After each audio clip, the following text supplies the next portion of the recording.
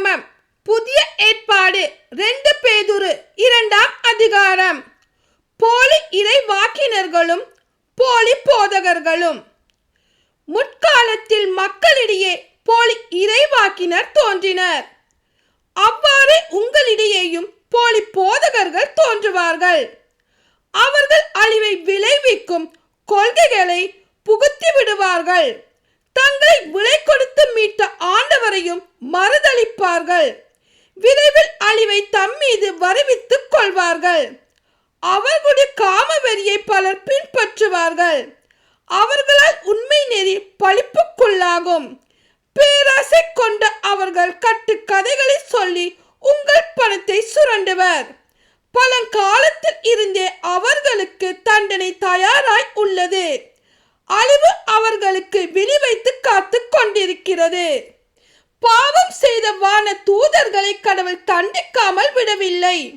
விலங்கிட்டு காரிருள் நகரில் தள்ளி தீர்ப்புக்காக அவர்களை அவர் அடைத்து வைத்திருக்கிறார்.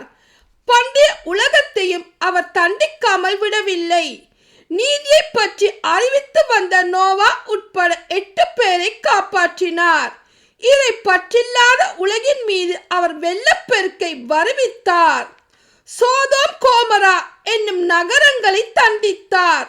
இதை பற்றில்லாதோரின் அழிவு எப்படி இருக்கும் என்பதற்கு எடுத்துக்காட்டாக அவற்றை எரித்து சாம்பலாக்கினார். கட்டுப்பாடற்ற காமவெறி உழன்றோரை கண்டு மனம் வருந்திய நேர்மையான லோத்தை விடுவித்தார்.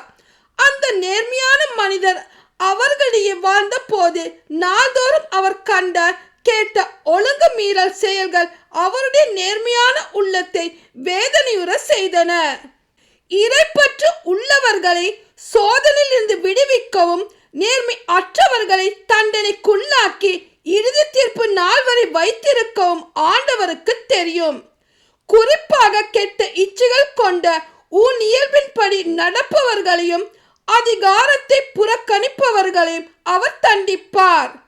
இவர்கள் துணிச்சல் உள்ளவர்கள், அகந்தை உள்ளவர்கள், நேர்மை பொருந்தினவர்களை பழித்துரைக்க அஞ்சாதவர்கள்.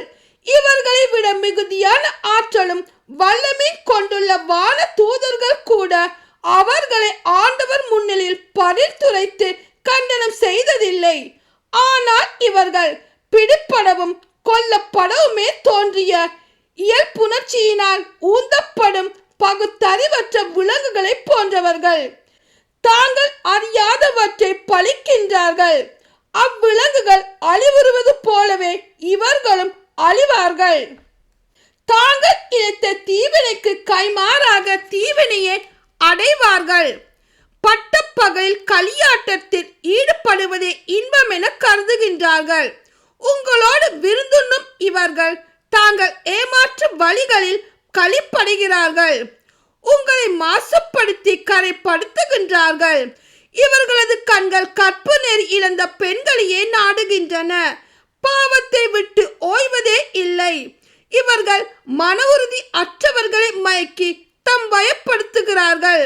பேராசையில் ஊறிய உள்ளம் கொண்ட இவர்கள் சாபத்துக்குள்ளானவர்கள். இவர்கள் நேரிய வழியை விட்டகன்று அலைந்து திரிந்தார்கள்.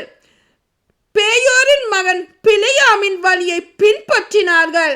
அந்த பிழையாம் கூலிக்காக தீவினை செய்ய விரும்பினார். அவர் தம் ஒழுங்கு மீறிய செயலுக்காக கடிந்து கொல்லப்பட்டார். பேச இயலாத கழுதை மனித முறையில் பேசி அந்த இறைவாக்கினர் மதிக்கெட்ட செயலை தடுத்தது. இவர்கள் நீரற்ற ஊற்றுகள், புயலால் அடித்து செல்லப்படும் மேகங்கள். காரிருளே இவர்களுக்காக ஒதுக்கப்பட்டுள்ளது.